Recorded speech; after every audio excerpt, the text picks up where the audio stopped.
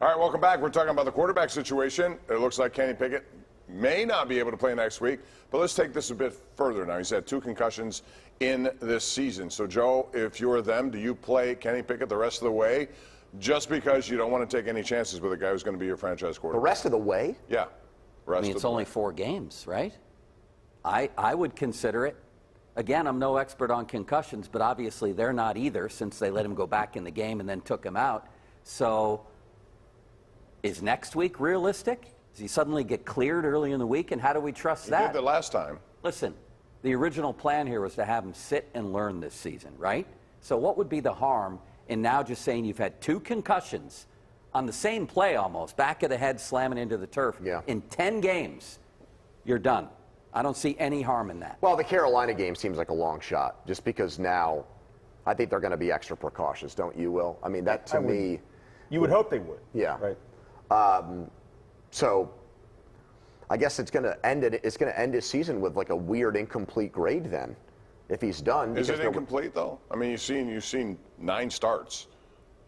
You have to know and feel better. Well, look, about I know the people we deal with, both on our talk shows, and I know the people you talk to at Steelers media. If this is it for Kenny Pickett and he doesn't play another game, if they lose out, there's going to be C.J. Stroud, Will Levis talk out your rear end for the next few months.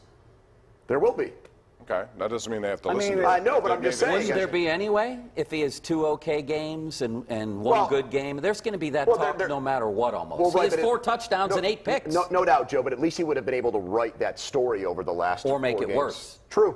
I mean, at least it would have been his control. Let's remember what happened with Sid and like all the saga that Sid Crosby went through with his concussion stuff, and you're always going to get hit, is going to get hit. He's had concussions since then, since the big one in 2011, and he's like happened in the Caps playoff game when he got hit, Niskanen hit in the head.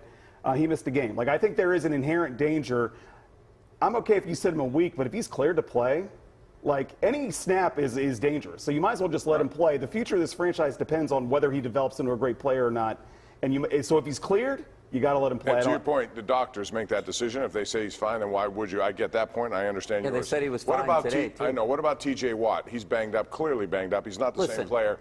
Does he gain anything by playing these 4 games, or do you just get him ready? This gets me back to our cliffhanger at the end of the last segment, which was Pony saying he would play Rudolph, and I was curious as to why, and if the answer was to improve their draft position. Seriously, I'm all for it. And the same thing with T.J. Watt. I mean, this is honestly now, what is the point of going 9-8 or even 8-9? I would put my team in position where I could improve my draft position. And with T.J. Watt, get the guy healthy. Yeah, he's too valuable. Let him go for the rest of the season. Andrew, what would you do? Well, I think you do have cause with Watt because we clearly see he's a marginalized, reduced player. He's not the guy that he was in week 1 against Cincinnati or last year. So I think with him, you can actually spin it as more of putting him in bubble wrap and preserving him for next year. I don't think they're going to be able to talk Hayward or Mink into that, and they're not going to they're not going to be able to talk TJ into that either. I mean, he's a very prideful guy. Look when he signed that contract, when he had the press conference. I don't agree with that though, because the guy, when he's less than 100%, takes himself voluntarily out of games. So he knows he's not T.J. Watt right now. He might. I would not be. They were rotating him even before he got hurt. I mean, like that was always part. He's always playing 85, 90%, not 100%. Well, that could be part of the plan too for all those guys. Is to all right, you're playing because you can't take them out. They won't come out, but slice their snaps in half, right? Yeah, but I mean, there's not much behind him either, though. Like that's part of the problem, right? So that's part of the solution. Let me move on to this, because a clear difference today as well was the inside linebacker play. The Steelers got gouged. Their 2 guys are being pushed all over the field, whereas you have 2 guys in the middle for Baltimore who are really studs. Now, they're all high draft picks. These guys, Roquan Smith and Patrick Queen, are very good. So, Andrew, should the Steelers have been more proactive in trying to acquire him? He was out there to be made available, 2nd and a 5th round pick. I'm not a big believer in teams winning with inside linebackers anymore. I think the position is less important. You saw today you could lose with him. No, well, yeah. I mean, but the problem for the Steelers is not only is Devin Bush a bad football player, it's what they gave up to get him. Yeah. That's my issue. I mean, I don't think this is the early 2000s where you build your defense around Ray Lewis or Larry Foote and James Ferrier and go from there. No, but you have a Devin White, you have a Bobby Wagner. Yeah, you really have- good players. I agree with that. And whenever the Steelers have won, man, they've had somebody at that position. It makes sense in the middle of your defense who runs things and who Those But tackles. he's in a, stops he's the in a run, contract is year, a great right, Joe? player. Right? He's in a Yeah. contract year.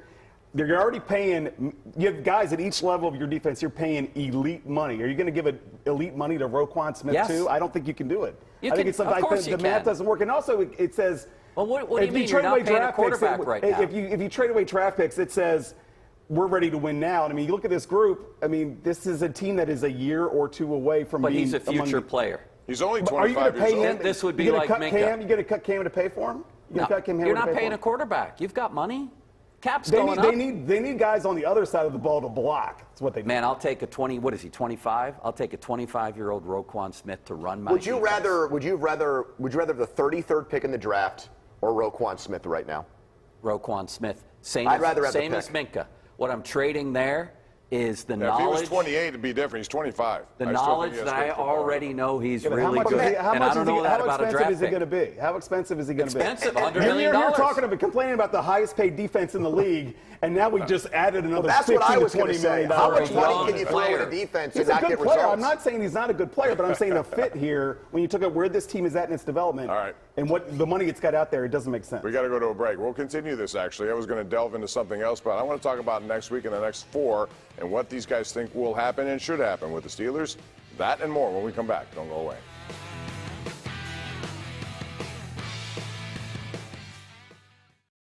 The Sports Showdown is sponsored by GMC Sierra.